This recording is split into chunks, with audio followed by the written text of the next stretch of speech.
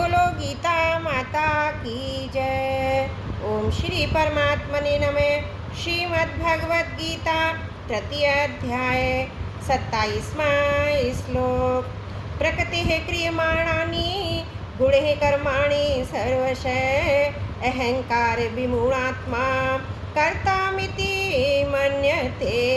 वास्तव में संपूर्ण कर्म सब प्रकार से प्रकृति के गुणों द्वारा किए जाते हैं, तो भी उसका अंतकरण अहंकार से मोहित हो रहा है। ऐसा अज्ञानी मैं करता हूँ ऐसा मानता है। जिस समष्टि शक्ति से शरीर वृक्ष आदि पैदा होते हैं, घटते बढ़ते हैं, गंगा आदि नदियाँ प्रवाहित होती हैं, मकान आदि पदार्थों में परिवर्तन होता है, उसी समष्टि शक्ति से मनुष्य की देखना, सुनना, खाना, पीना आदि सब क्रियाएं होती हैं। परंतु मनुष्य अहंकार से मोहित होकर अज्ञानवश एक ही समष्टि शक्ति से होने वाली क्रियाओं के दो विभाग कर देता है। एक तो स्वतः होने वाली क्रियाएं जैसे शरीर का बनना, भोजन का पचना इत्यादि। दूसरी ज्ञान पूर्वक होने वाली क्रियाएं जैसे देखना, बोलना, भोजन करना इत्यादि। ज्ञान पूर्वक होने वाली क्रियाओं को मनुष्य अज्ञानवश अपने द्वारा की जाने वाली मान लेता है। प्रकृति से उत्पन्न गुणों सत्य, रज और तम का कार्य होने से बुद्धि, अहंकार, मन, पंच महाभूत, 10 इंद्रियां, इंद्रियादों के शब्द आदि 5 विषय, ये भी प्रकृति के गुण कहे गए हैं। उपरोक्त पदों में भगवान स्पष्ट करते हैं कि संपूर्ण क्रियाएं प्रकृति के गुणों द्वारा की ही जाती हैं, स्वरूप के द्वारा नहीं। अहंकार विगुण आत्मा, अहंकार अंतकरण की एक वृत्ति है, स्वयं उस वृत्ति का ज्ञाता है, परंतु भूल से स्वयं को उस वृत्ति से मिलाने अर्थात उस वृत्ति को ही अपना स्वरूप मान लेने से मनुष्य विमूढ़ आत्मा कहा जाता है। अहम 2 प्रकार का होता है। वास्तविक आधार रूप अहम जैसे मैं हूँ, अपनी सत्ता मात्र। दूसरा अवास्तविक माना हुआ अहम जैसे मैं शरीर हूँ। वास्तविक अहम स्वाभाविक एवं नित्य और अवास्तविक अहम अस्वाभाविक एवं अनित्य होता है।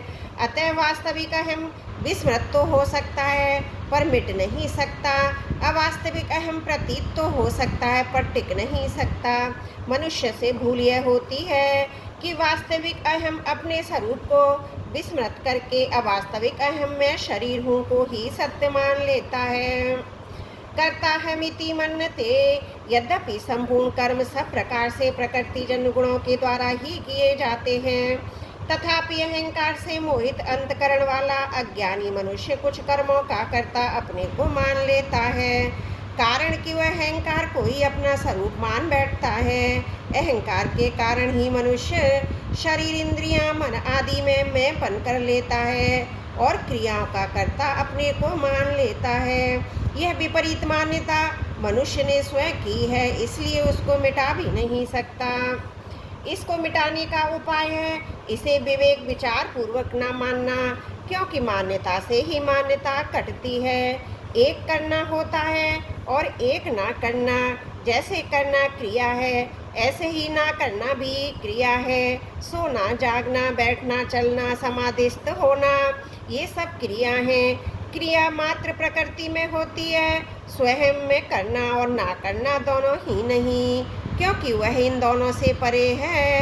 ये अक्रिय सबका प्रकाशक है। यदि स्वयं में भी क्रिया होती तो क्रिया शरीर आदि में परिवर्तन रूप क्रियाओं का ज्ञाता कैसे होता। करना और ना करना वहाँ होता है जहाँ अहम रहता है। अहम ना रहने पर क्रिया के साथ कोई संबंध नहीं रहता।